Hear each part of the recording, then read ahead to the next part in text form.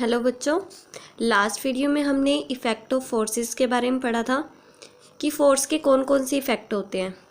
A force can not seen, force को हम देख नहीं सकते, लेकिन जो इसके इफ़ेक्ट होते हैं ना, उसको देखकर उसे जज करके हम ये बता सकते हैं कि फोर्स लग रहा है या नहीं लग रहा।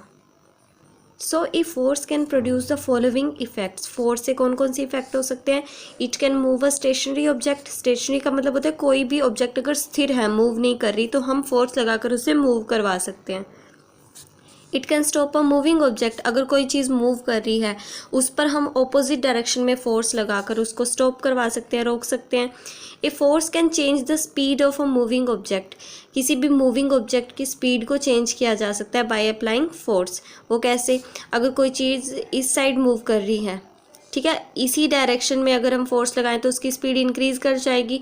अगर कोई चीज़ इस साइड मूव कर रही है, अगर इसके ऑपोजिट डायरेक्शन में फोर्स लगवाएं तो स्पीड डिक्रीज कर जाएगी। यानी कि हम किसी भी मूविंग ऑब्जेक्ट की स्पीड को चेंज कर सकते हैं bye applying force. A force can change the direction of a moving object. किसी भी मूविंग ऑब्जेक्ट की डायरेक्शन को चेंज किया जा सकता है। जैसे कि क्रिकेट खेलते हैं तो एक बॉल आ रही होती है, हम बैट से उस पर फोर्स लगाते हैं तो क्या होता है, वो जो बॉल इस साइड आ रही होती है, बैट के द्वारा जब वो टकराती है, बैट उस पर फोर्स लगाता है तो वो वापस उस डायरेक्शन में चली जाती है ना जिस डायरेक्शन से आई थी, यानी उसने अपनी डायरेक्शन को चेंज कर लिया।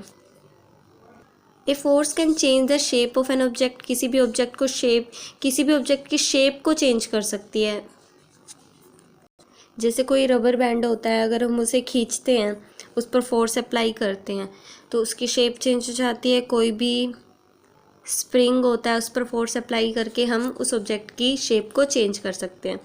तो अब हम इन्हें डिटेल में स्टडी करते हैं, इफेक्ट ऑफ फोर्सेस को। A force can move a stationary object. जो एक फोर्स होता है, फोर्स क्या होता है? किसी भी ऑब्जेक्ट पर कोई भी पुश या फिर पुल। किसी भी ऑब्जेक्ट को धक्का मारने से फोर्स लगता है या फिर उसको खींचना हो तो फोर्स लगाना पड़ता है। So a force can move a stationary object. कोई भी स्टेशनरी ऑब्जेक्ट है जो मूव नहीं कर रहा, अपनी जगह पर फिक्स है, उस पर फोर्स लगाकर हम उसे मूव करवा सकते हैं। A force can move a stationary object. वो कैसे? एक रबर की बॉल लो, उसे टेबल टॉप पर रख दो, जो टेबल का ऊपरी हिस्सा होता है ना, उसके ऊपर रख दो। अब उस पर थोड़ा सा आप पुश करो, थोड़ा सा धक्का लगाओ उस पर, तो वो क्या करेगी? वो मूव करेंगी along the surface of table. Table की सरफेस पर मूव करेगी वो रबर बॉल। तो इससे हमें क्या पता चला कि कोई भी स्टेशनरी ऑब्जेक्ट मूव करने लगती है by applying force. When we उस पर अप्लाई फोर्स, जब हम उसके ऊपर फोर्स अप्लाई करते हैं तो फिर कोई भी ऑब्जेक्ट जो रेस्ट पर है, रेस्ट का मतलब क्या होता है? जो स्थिर है, जो चल नहीं रही, स्टेशनरी जो भी ऑब्जेक्ट है वो मूव करने लगती है by applying force. While taking penalty kick in a football match. जब फुटबॉल मैच में पेनल्टी किक लिया जाता है, the players apply a force on the stationary ball. एक स्टेशनरी बॉल होती है, जो प्लेयर्स होते हैं उस पर पैर से क्या करते हैं? फोर्स अप्लाई करते हैं, जिसके कारण जो बॉल रेस्ट पर है, जो मूव नहीं कर रही थी, वो मूव करने लग जाती है। So the force applied by the player makes the football move towards the goal. इसलिए जो प्लेयर्स ने फोर्स अप्लाई किया, उसके कारण वो फुटबॉल गोल की तरफ क्या करती है? वो मूव करने लग जाती है। इस प्रकार if we kick a stationary ball, अगर हम किसी स्टेशनरी फुटबॉल को किक करते हैं जो ग्राउंड पर रखी हुई है, तो फुटबॉल मूव करना स्टार्ट कर देती है। The force of our foot makes the stationary football move.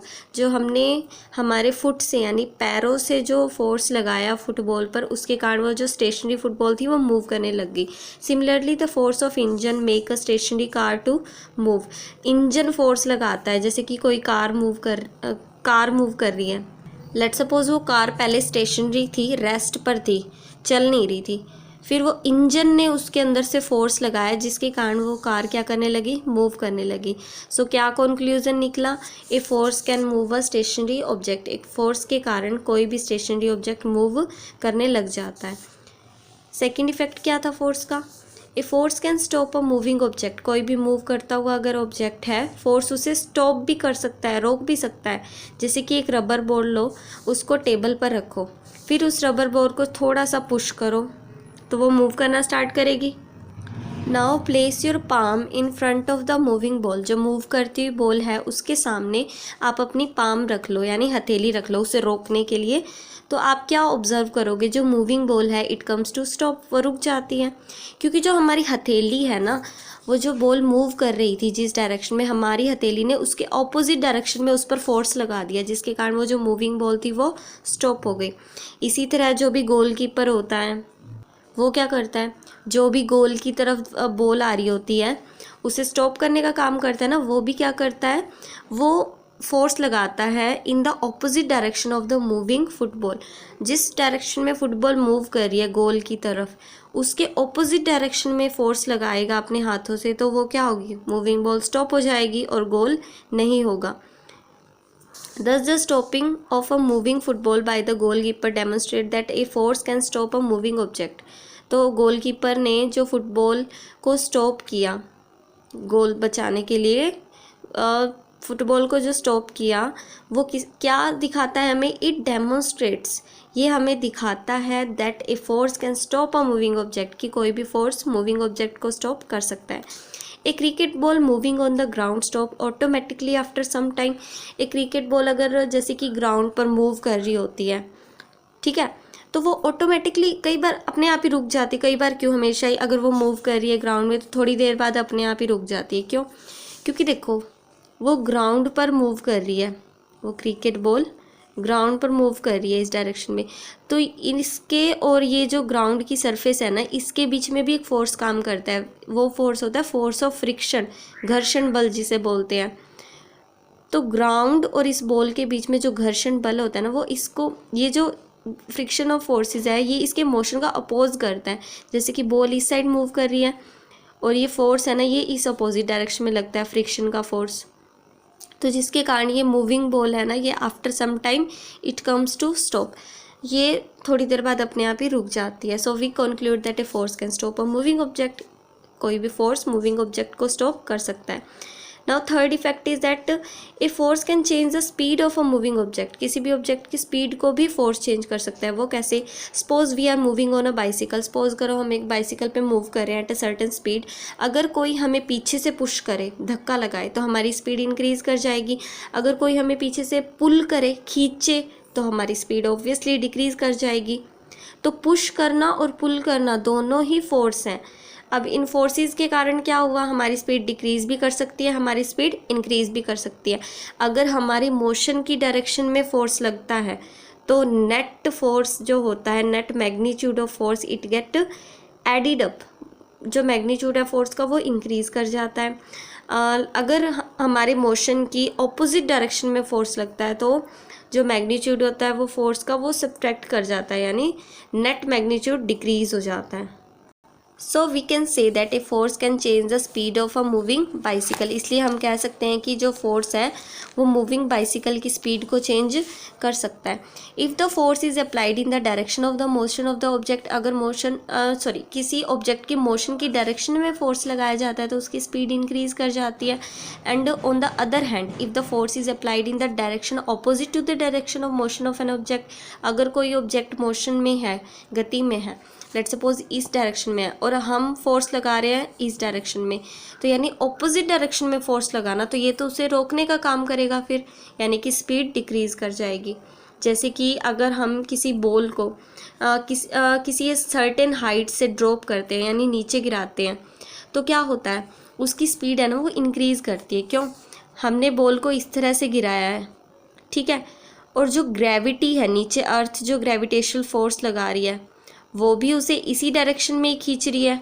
अब नीचे की डायरेक्शन में खींच रही है, हमने भी बॉल को नीचे ही गिराया है और वो अर्थ है ना वो भी उसे इसी डायरेक्शन में खींच रही है, तो फोर्स भी उसके उसी डायरेक्शन में लग रहा है ना जिस डायरेक्शन में उसका मोशन हो रहा है। तो फोर्स ऑफ ग्रेविटी के कारण उसकी जो स्पीड है वो इंक्रीज़ कर जाएगी। अगर हम बॉल को ऊपर की साइड थ्रो करते हैं तो ग्रेविटी तो उसे नीचे की तरफ खींच रही है, तो जिसके कारण अगर हम बॉल को ऊपर की डायरेक्शन में थ्रो करते हैं तो एक टाइम ऐसा आएगा जब उसकी स्पीड डिक्रीज़ होगी। तो ये डिक्रीज़ किसके कारण है, फोर्स ऑफ ग्रेविटी के कारण, क्योंकि हमने बॉल को अपवर्ड थ्रो किया और फोर्स ऑफ ग्रेविटी डाउनवर्ड लग रही है, यानी ऑपोजिट डायरेक्शन में लग रही है, जिसके कारण क्या होता है कि बॉल की स्पीड डिक्रीज़ करती है। When a hockey player hits a moving ball, the speed of the ball increases. जब कोई हॉकी प्लेयर बॉल को मोशन की डायरेक्शन में ही हिट करता है तो बॉल की स्पीड इंक्रीज होती है। अगर हम पैडल को फास्टली, जैसे कि कोई बाइसिकल है, if we pedal the bicycle faster, अगर हम बाइसिकल को फास्टर पैडल करें उसी डायरेक्शन में तो स्पीड इंक्रीज कर जाएगी। और अगर हम, जैसे कि मूविंग बाइसिकल है, इस डायरेक्शन में मूव कर रही है, और अगर हम ब्रेक लगा दें तो ब्रेक क्या करेगी, उसकी डायरेक्शन को डिक्रीज़ कर देगी, क्योंकि फोर्स फिर ऑपोजिट डायरेक्शन में लगने लगता है। So we conclude that a force can change the speed of a moving object. Force के कारण किसी भी मूविंग ऑब्जेक्ट की स्पीड चेंज हो सकती है, डिक्रीज़ भी हो सकती है, इंक्रीज़ भी हो सकती है। वो उसकी फोर्स की डायरेक्शन पर डिपेंड करता है। अगर फोर्स सेम डायरेक्शन में लगेगा तो इंक्रीज़ होगी, अगर ऑपोजिट डायरेक्शन में लगेगा तो स्पीड डिक्रीज़ हो जाएगी। Fourth effect was that a force can change the direction of a moving object. किसी भी मूविंग ऑब्जेक्ट की डायरेक्शन को भी फोर्स अप्लाई करके चेंज किया जा सकता है। जैसे कि क्रिकेट मैच चल रहा है, कोई बॉल इस डायरेक्शन से आई तो बैट ने उसे हिट किया, यानी उस पर फोर्स अप्लाई किया, उसको पुश किया, तो वो बॉल वापस उसी डायरेक्शन में चली जाती है ना। इस डायरेक्शन में आ रही थी और इस डायरेक्शन में चली गई, यानी फोर्स अप्लाई कर किसी चीज़ पर, किसी भी मूविंग ऑब्जेक्ट पर उसकी डायरेक्शन को चेंज किया जा सकता है। इन this case the force exerted bye bat change the direction of a moving cricket ball in the game of carrom. Carrom की गेम में हमने क्या देखा है, एक कैरम बोर्ड होता है, लेट्स सपोज स्ट्राइकर है, स्ट्राइकर को हमने हिट किया तो लेट्स सपोज इस एजिस से टकरा कर वापस आ जाता है ना, इस इधर जाएगा, इस एज से टकराएगा और वापस आ जाएगा। ये डायरेक्शन कैसे चेंज हो गई, क्योंकि ये जो एज है ना, इसने इस स्ट्राइकर पर ऑपोजिट फोर्स लगा दिया। This is because the edge of the carrom board exert a force on the striker. इस एज ने इस स्ट्राइकर को, जो हमने इस तरह से ऐसे पुश किया था इसे, इसने इस पर ऑपोजिट फोर्स लगाया, जिसके कारण इसकी डायरेक्शन चेंज हो गई। If we blow air from our mouth on the smoke, let suppose कोई अगरबत्ती हमने जला रखी है, उससे धुआं आ रहा है, हम थोड़ी सी उस पर एयर ब्लो करते हैं, अपने मुंह से फूंक मारते हैं, तो उसकी डायरेक्शन हमें चेंज होती हुई दिखाई देती है ना, क्योंकि जो ब्लोइंग एयर है, हमारे माउथ से ब्लोइंग एयर, वो उस पर फोर्स लगाती है, जिसके कारण उसकी डायरेक्शन चेंज हो जाती है। So we concluded that a force can change the direction of the motion of a moving object.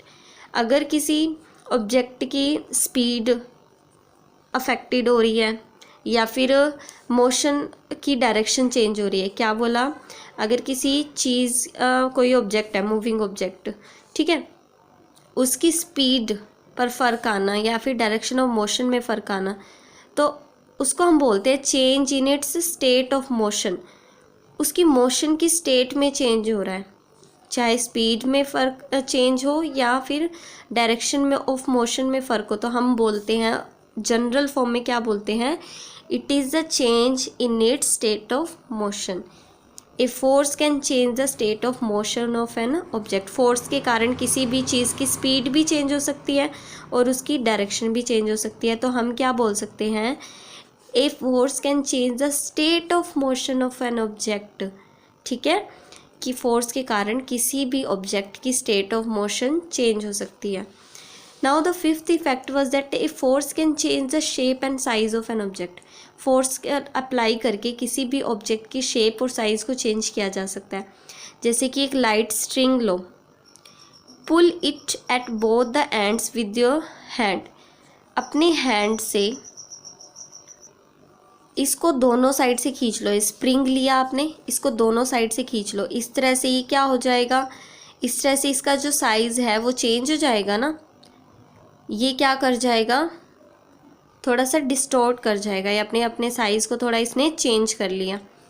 In this case the force of our hand, जो हमने दोनों साइड से फोर्स लगाया, इसको खींचा, ठीक है, पुल किया, इसको दोनों साइड से फोर्स लगाया ना हमने, तो इस फोर्स के कारण इसका शेप और साइज़ दोनों चेंज हो गया। ओरिजिनल साइज़ ये था, इसकी ओरिजिनल शेप और साइज़, लेकिन फोर्स के कारण इसकी शेप और साइज़ चेंज हो गए। तो फोर्स के कारण किसी भी ऑब्जेक्ट की शेप और साइज़ को हम चेंज कर सकते हैं। Here are some more example in which force change the shape of an object. जैसे कि एक डो होता है, डो मतलब गूंदा हुआ आटा, ठीक है। अगर हम उस पर रोलिंग पिन से प्रेस करें, उसे बेलन से, रोलिंग पिन क्या होता है, बेलन, तो बेलन से लेट्स सपोज हमने लिया डो लिया, ठीक है, उसको रोलिंग पिन से, बेलन से क्या किया, बेला, यानी हमने अपने मसल से उस पर फोर्स अप्लाई किया, तो उस डो की शेप चेंज हो जाती है ना, उसका साइज़ और शेप दोनों चेंज हो सकता है, वो बड़ा हो सकता है या फिर उसकी शेप बिगड़ सकती है, यानी कि उसका साइज़ और शेप फोर्स अप्लाई करके चेंज किया जा सकता है। The shape of kneaded wet clay changes when a potter convert it into pots of different shape and size। Clay का भी शेप और साइज़ चेंज हो जाता है जब कोई भी पोटर यानी कि कुम्हार वगैरह बोल सकते हैं, जो मिट्टी के बर्तन बनाता है, जब उस पर फोर्स अप्लाई करता है ना, तो क्ले का भी शेप और साइज़ चेंज करके उसको अलग अलग तरह के वो शेप और साइज़ के पॉट्स में कन्वर्ट कर देता है, यानी बर्तन में कन्वर्ट कर देता है फोर्स अप्लाई करके। This happens because the potter apply force on the kneaded wet clay. जो गीली मिट्टी होती है, पोटर उस पर फोर्स अप्लाई करता है, जिसके कारण डिफरेंट शेप और साइज़ के वो पॉट्स बना पाता है, यानी बर्तन बना पाता है। और जब हम टूथपेस्ट ट्यूब से टूथपेस्ट निकालते हैं तो उसको स्क्वीज़ करते हैं, यानी उस पर फोर्स अप्लाई करते हैं, जिसके कारण उसकी शेप आपने चेंज होती हुई देखी होगी। एक मेटल शीट है, कोई भी एल्युमिनियम मेटल शीट, उसको अगर हम हैमर से यानी हथौड़े से उस पर फोर्स अप्लाई करें तो उसकी शेप और साइज़ भी चेंज किया जा सकता है। When we sit on a sofa with spring, अगर हम किसी सोफ़ा पर बैठते हैं जिसमें स्प्रिंग लगे हुए हैं, तो वो जो बैठने के कारण उस सोफ़ा के स्प्रिंग क्या होते हैं, कंप्रेस हो जाते हैं और उसके शेप और साइज़ चेंज हो जाते हैं, क्योंकि जो हमारा वेट है ना, उसने उस स्प्रिंग पर फोर्स अप्लाई किया, जिसके कारण वो कंप्रेस हो गए और जिसके कारण उस सोफ़ा की शेप और साइज़ चेंज हो गया। Similarly the shape of a sponge, हम स्पंज लेते हैं, उसको स्क्वीज़ करते हैं तो उसका शेप चेंज हो जाती है।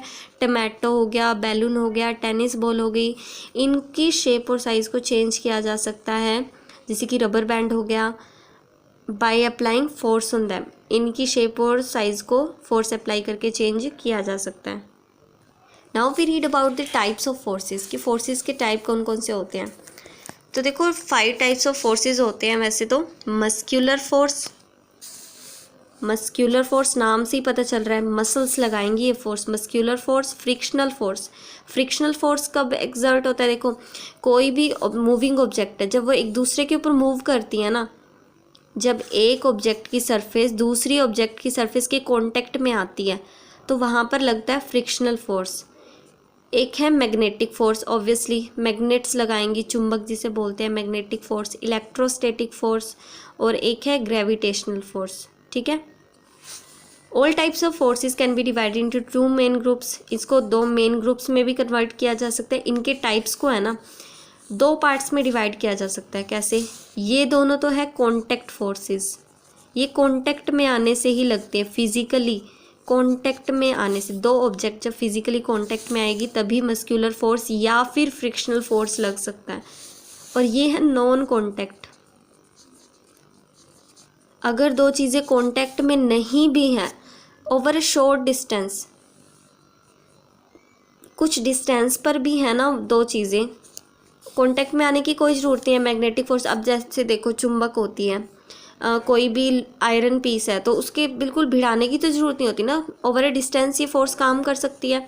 इलेक्ट्रोस्टैटिक फोर्स हो गया, ग्रेविटेशनल फोर्स हो गया, ये सारी चीज़ें हैं कि नॉन कॉन्टैक्ट फोर्सेस बोल सकते हैं इन्हें।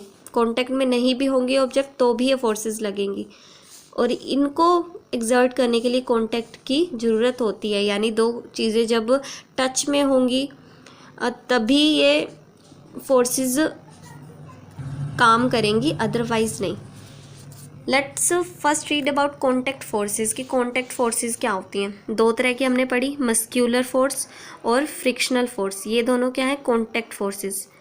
A force which can be exerted by an object on another object only through physical touching, एक ऑब्जेक्ट दूसरी ऑब्जेक्ट पर तभी फोर्स लगाएगी जब वो फिजिकली कांटेक्ट में होंगी, तो उन फोर्सेस को बोला जाएगा कांटेक्ट फोर्सेस। यानी जो फोर्स एक ऑब्जेक्ट के दूसरी ऑब्जेक्ट के कांटेक्ट में आने से लगता है, यानी फिजिकली टच होने से लगता है, उसे क्या बोलते हैं, कॉन्टैक्ट फोर्सेस। दो तरह के हमने कॉन्टैक्ट फोर्सेस पढ़े, मस्क्यूलर फोर्स और फ्रिक्शनल फोर्स। अब क्या है, मस्क्यूलर फोर्स के बारे में पढ़ते हैं। Suppose a book is lying on a table. आप सपोज करो कि एक टेबल पर एक बुक पड़ी है।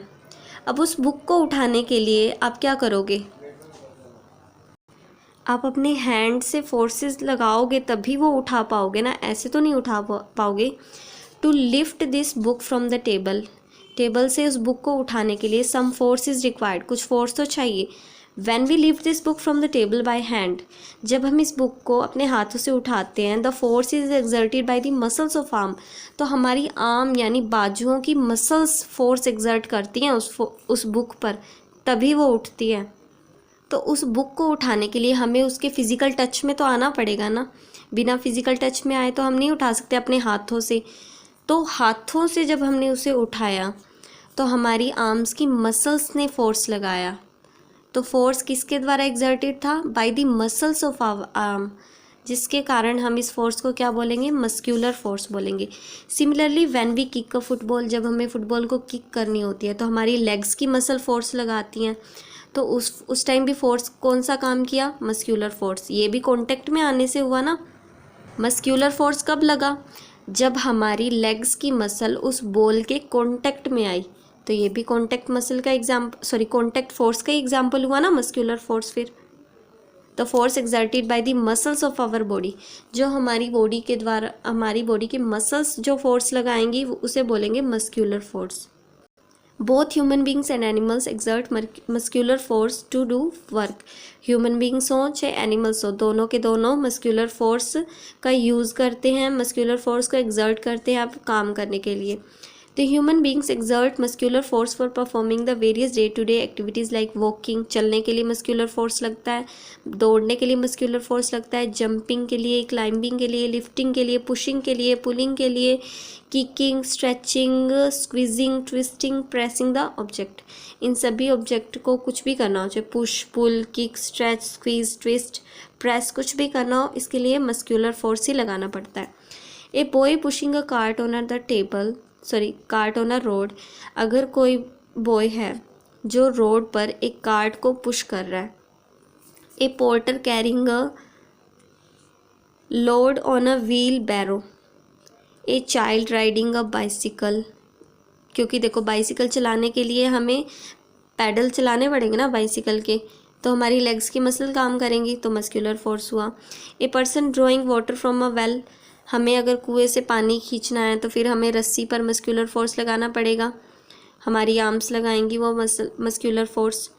तो इस सभी में जो फोर्स लगता है ना, that are the example of muscular force. ये मस्क्यूलर फोर्सेस की एग्जाम्पल है। It is a muscular force which enable us to perform all the activities involving the movement and bending of our body parts।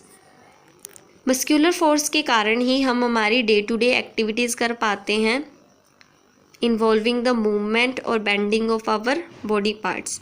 चाहे हमारे body parts की movement हो, चाहे bending हो, वो मस्क्यूलर फोर्स के कारण ही पॉसिबल हो पाती हैं। The muscular force also acts inside our body to perform various function required for our survival. ऐसा ही नहीं है कि मस्क्यूलर फोर्स बाहर की चीज़ों पर ही लगता हो, हमारी बॉडी के अंदर भी मस्क्यूलर फोर्स लग रहा है। जैसे कि डाइजेशन की जो प्रोसेस होती है, खाना अंदर कैसे जाता है, एलिमेंट्री कैनाल के थ्रू, वो मस्क्यूलर फोर्स के द्वारा ही जाता है। अब हमारे जो लंग्स हैं उसका एक्सपेंशन और कॉन्ट्रैक्शन जो हो रहा है, एक्सपेंड होती है जब हम सांस अंदर लेते हैं, कॉन्ट्रैक्ट होती है जब सांस हम बाहर छोड़ते हैं। तो ये एक्सपेंशन और कॉन्ट्रैक्शन किसके द्वारा कंट्रोल हो रहा है, मस्क्यूलर फोर्स ही लग रही हैं। और जो हार्ट बीट हो रहा है, हार्ट बीट, उसमें जो कॉन्ट्रैक्शन और एक्सपेंशन हो रहा है वो भी किसके कारण हो रहा है, क्योंकि जो हमारा जो हार्ट है वो कार्डियक मसल्स का बना हुआ है। तो कार्डियक मसल्स भी क्या लगाती है, मस्क्यूलर फोर्स लगाती है, जिसके कारण हमारा हार्ट जो है वो बीट करता है। The animals like ox, camel, horse provide the force of their muscles and help the man in doing harder jobs. जो animals like ox, camel, horse हैं, ये ह्यूमन बींग्स को अपने मसल्स का फोर्स प्रोवाइड करते हैं, जिसके कारण हम हमारी डे टू डे लाइफ की जो हार्डर जॉब्स है, मुश्किल काम है, वो कर पाते हैं। जैसे कि ओक्स होता है, जो बैल होता है, वो अपनी मस्कुलर फोर्स के कारण ही खेतों में जो हल होता है उसे पुल कर पाता है। हॉर्स, कैमल, ये सभी अपने मस्कुलर फोर्स का यूज़ करके ही कार्ट्स को पुल करते हैं, जो भी गाड़ी वगैरह होती है उसे खींचते हैं। घोड़ा गाड़ी होगी, चाहे ऊँट गाड़ी होगी। An elephant pulls heavy logs or wood by the using the muscular force। जो एलिफेंट होते हैं, हाथी होते हैं, वो जो लकड़ी के बड़े बड़े लोग्स होते हैं, गट्ठे होते हैं, उन्हें पुल कर पाते हैं, खींच पाते हैं। कैसे? By using the muscular force. Arctic region में जो रेनडियर्स होते हैं वो स्लेजिस को पुल करते हैं। जो व्हीललेस व्हीकल होते हैं, बिना पहिए वाले स्लेजिस जो होते हैं, उन्हें पुल करते हैं, यानी खींचते हैं अपने मस्कुलर फोर्स का यूज़ करके। Since muscular force can be applied to an object only when our body is contact with the object। muscular force तभी हम exert कर पाएंगे जब हम किसी ऑब्जेक्ट के साथ कांटेक्ट में आएंगे, अदरवाइज तो नहीं ना। जैसे कि अब कोई ऑक्स है, बैल है, उसने हल को पुल करना है, ठीक है, तो वो उसके साथ कांटेक्ट में आएगा तभी उसे खींच पाएगा ना, अदरवाइज तो नहीं खींच पाएगा। तो मस्कुलर फोर्स तभी अप्लाई की जा सकती है जब कोई ऑब्जेक्ट दूसरी ऑब्जेक्ट के साथ कांटेक्ट में आएगा। जैसे कि हम बुक को तभी उठा पाएंगे जब हम हमारे हैंड उस बुक के कांटेक्ट में आएंगे, अदरवाइज नहीं। Next force is frictional force, जिसे घर्षण बल बोलते हैं। जब एक ऑब्जेक्ट दूसरी ऑब्जेक्ट की सरफेस पे मूव करती है, यानी दोनों ऑब्जेक्ट की जब सरफेस कांटेक्ट में आएंगी ना, तो उन दोनों के बीच में लगता है फ्रिक्शनल फोर्स। अब जैसे कि कोई एक बॉल है, ग्राउंड पर मूव कर रही है, इट स्लोज डाउन ग्रेजुअली, ये धीरे धीरे अपने आप स्लो हो जाती है, धीरे हो जाती है, रुक जाती है। आफ्टर कवरिंग सम डिस्टेंस, कुछ दूरी कवर करने के बाद ये अपने आप रुक जाती है, इसकी स्पीड डिक्रीज होने के बाद ये रुक जाती है। अब हमें पता है कि किसी ऑब्जेक्ट को रोकने के लिए फोर्स चाहिए होता है, यानी कि उस मूविंग ऑब्जेक्ट को रोकने के लिए कुछ फोर्स लगा ना, फिर तो वो जो फोर्स लगा जब बॉल की सरफेस ग्राउंड की सरफेस के कांटेक्ट में थी, इन दोनों की सरफेस के कांटेक्ट में आने से घर्षण बल लगा, यानी कि फ्रिक्शनल फोर्स लगा। तो इसी को बोलते हैं frictional force. This means a force is exerted by the ground on the moving ball which oppose its motion and brings to its stop. यानी कि इससे हमें क्या पता चला कि कुछ ना कुछ फोर्स ग्राउंड ने एक्सर्ट किया है, क्योंकि बॉल के कांटेक्ट में तो ग्राउंड ही थी। ग्राउंड ने इस बॉल पर कुछ ना कुछ फोर्स एक्सर्ट किया है, जिस फोर्स ने इसके मोशन का अपोज किया, यानी ये इस साइड मूव कर रही थी, इसने जो फोर्स लगाया ना वो इस डायरेक्शन में लगाया ताकि ये रुक जाए, ठीक है। This force which oppose the motion of ball on the ground is known as frictional force.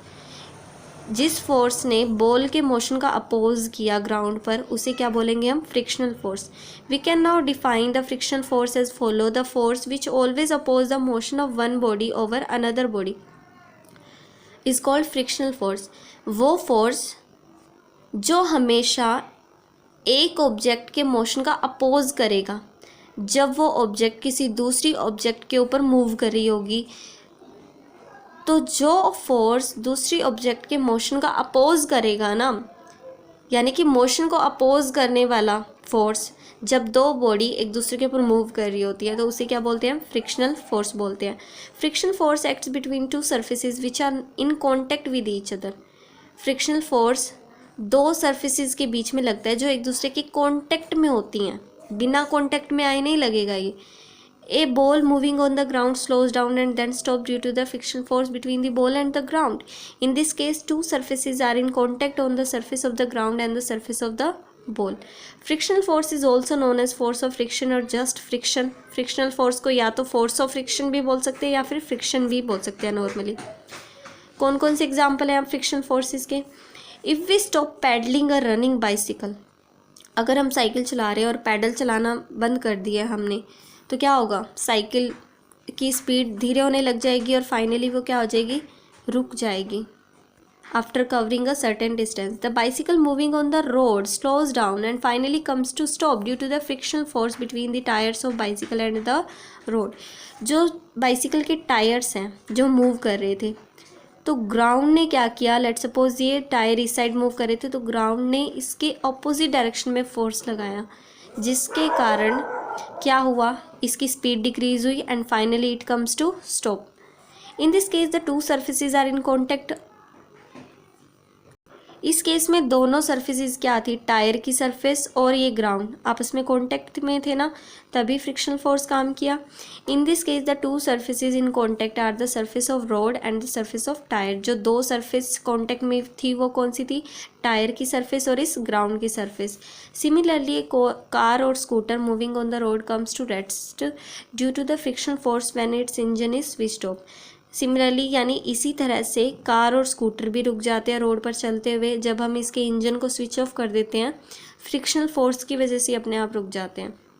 When we stop rowing a boat, जब हम बोट को रो करना स्टॉप कर देते हैं, जो पानी में बोट चल रही है उसे रो करना स्टॉप कर देते हैं, तो finally it comes to stop, ये भी रुक जाती है। क्यों? क्योंकि जो वाटर है ना वो उस पर फ्रिक्शनल फोर्स अप्लाई करता है, जिसके कारण वो फ्रिक्शनल फोर्स उस बोट के मोशन का अपोज करती है, जिसके कारण वो रुक जाती है after covering some distance. The frictional force always act in all the moving bodies.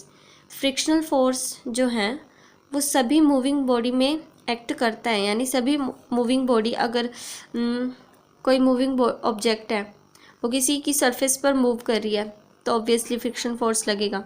It's direction is always opposite to the direction of motion. अगर कोई ऑब्जेक्ट किसी सरफेस पर मूव कर रही है तो इन दोनों के बीच में ऑलवेज फ्रिक्शनल फोर्स लगेगा, और जो फोर्स की डायरेक्शन होगी ना इसके मोशन के ऑपोजिट होगी। लेट्स सपोज ये अगर इस साइड मूव करेगा तो फोर्स इस साइड लगेगा, क्योंकि फ्रिक्शनल फोर्स का काम क्या होता है, मूविंग बॉडी के मोशन का अपोज करना। तो यानी फोर्स फिर उल्टी डायरेक्शन में लगाना पड़ेगा, अगर ये इस साइड मूव करेगी तो फोर्स इस साइड लगेगा। As you know that frictional force arise only when the surface of the two object are in contact with each other. Friction force तभी ही लगता है जब ऑब्जेक्ट एक दूसरे के कांटेक्ट में है। तो फ्रिक्शनल फोर्स किसका एग्जाम्पल हुआ, कांटेक्ट फोर्स का एग्जाम्पल हुआ।